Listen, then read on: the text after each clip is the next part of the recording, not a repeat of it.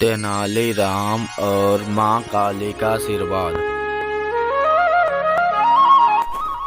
तेनालीराम लिंगाचार्युल का जन्म 16वीं सदी के प्रारंभ में थुमलरू गांव में एक तेलगी भट्ट ब्राह्मण परिवार में हुआ था।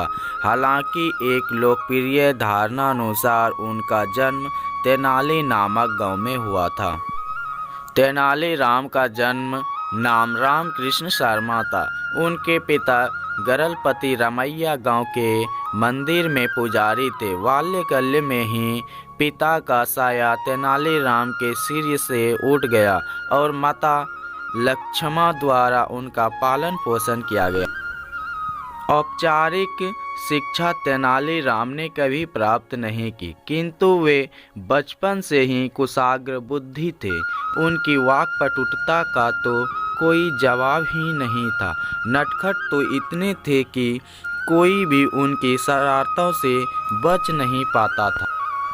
एक दिन तेनालीराम की भेंट गांव के एक ज्ञानी संत से हुई। संत ने उन्हें एक मंत्र देते हुए कहा, पुत्र, गांव के काली मंदिर में जाकर इस मंत्र का 1,00,000 बार जाप करो।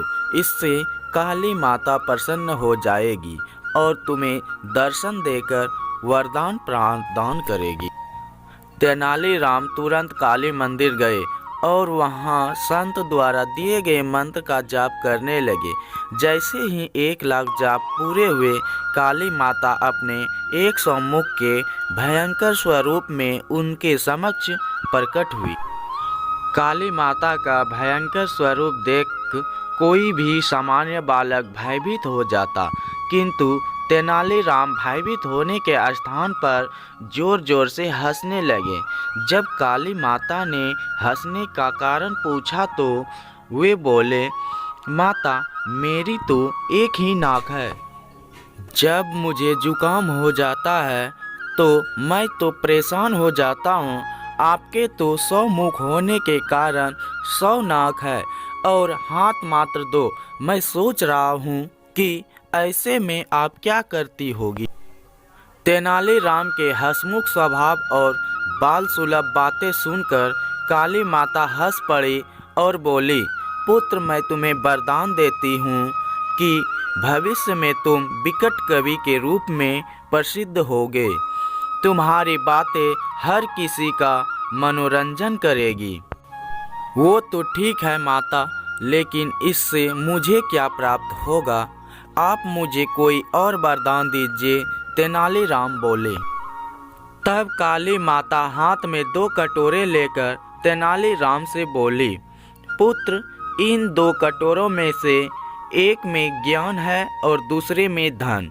मैं तुम्हें दोनों में से एक चुनने का अवसर प्रदान करती हूँ। काली माता की बात सुनकर तेनालीराम सोचने लगे कि जीवन में ज्ञान और धन दोनों ही आवश्यक है। यदि दोनों ही वरदान मिल जाए तब कोई बात है। तेनालीराम को विचारमग्न देख काली माता बोली, क्या बात है पुत्र? किस कटोरे का चुनाव करना है ये समझ नहीं आ रहा। ऐसी बात नहीं है माता, चुनाव करने के पहले मैं बस एक बार दोनों कटोरे अपने हाथ में लेकर देखना चाहता हूँ। तेनाली बोली। काली माता ने जैसे ही दोनों कटोरे तेनाली के हाथ में दिए, तेनाली ने झटपट दोनों कटोरे को मुंह से लगाया और गटक गए।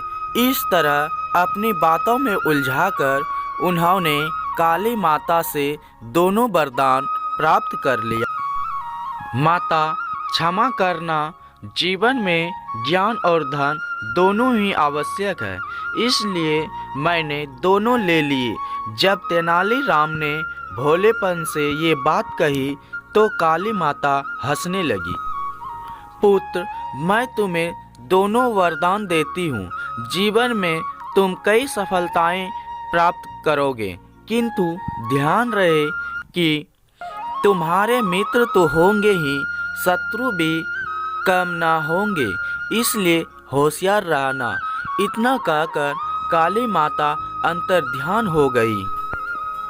आगे चलकर तेनालीराम विजयनगर के राजा कृष्णदेव राय के प्रिय मंत्री बने।